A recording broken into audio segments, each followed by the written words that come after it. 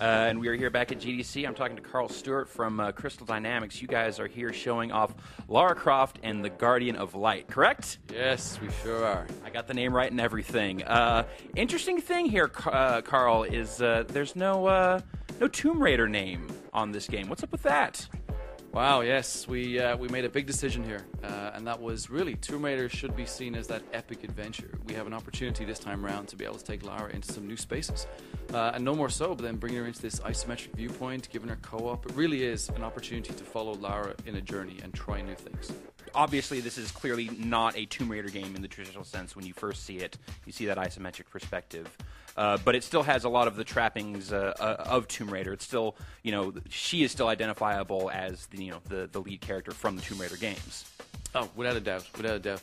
At Crystal Dynamics, Lara and Tomb Raider are in our DNA, in our fabric. We eat, sleep, and breathe this game. So every single part of the game keeps the classic Tomb Raider feel. We have the puzzles, the exploration, the combat.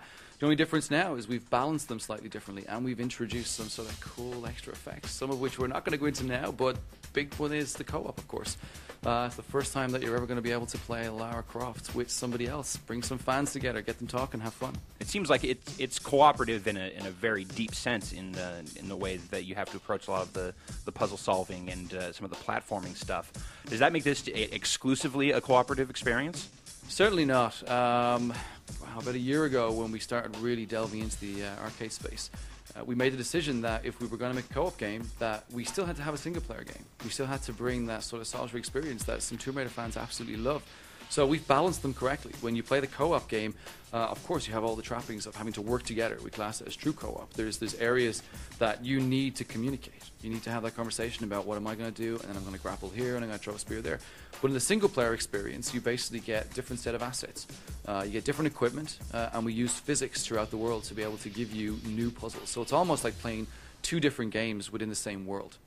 What was the big driving force that made you guys decide that, hey, this is where we want to take Lara Croft next? This is, where we want to, as Crystal Dynamics, kind of focus our energies on our next game? I think with the titles that have came out of recent, obviously the bar had been raised immensely. We've been doing Tomb Raider now for maybe four and a half years. We started with Legend, and then we had Anniversary, and then we finished it with Underworld. And when we finished Underworld, we felt we had the opportunity to kind of take a step back and get a breath of fresh air and think, where are we going to take this franchise? As I said, the bar being raised, so we needed to be really, really experimental, try new things.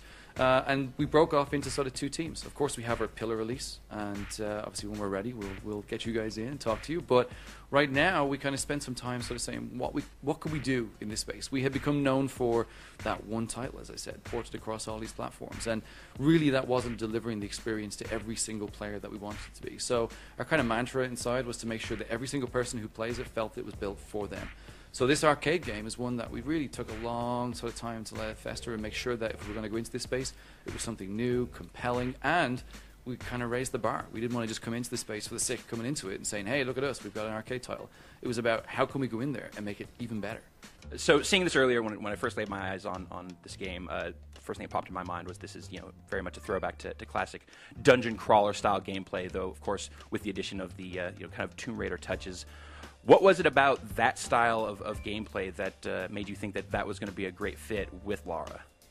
I think the opportunity to do something different. We really did look at all those old games like Baldur's Gate, Gauntlet, and even ourselves. We've been around for 15 years with Lara, and Tomb Raider 1 has got a lot of heritage, some cool things happen in that. And then take games of the last 12 or 18 months that have raised the bar. We really wanted to try and create something that had that sort of sticky effect, the one that people would pick up and play for 30 minutes, or follow the story, or go in and do a raiding a tomb for 15, 20 minutes and do a puzzle. It was all about bringing somewhat classic arcade experience to this sort of character, this Lara, this iconic sort of emblem that people love to play. So it's something new for us, and hopefully I'm looking forward to seeing people with the smiles on their faces when they get their hands on it. I would grill you here for specifics about loot and experience systems, but I think you're going to stonewall me right now. Let me find out, hey, what's the experience system going to be like in this game?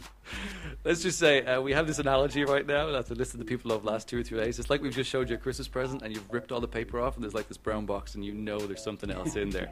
We've only scratched the surface, really. We've only shown not even 2-3% of the gameplay. There was a lot of flashing lights, there was a lot of pickup things in there, so you can read through the lines.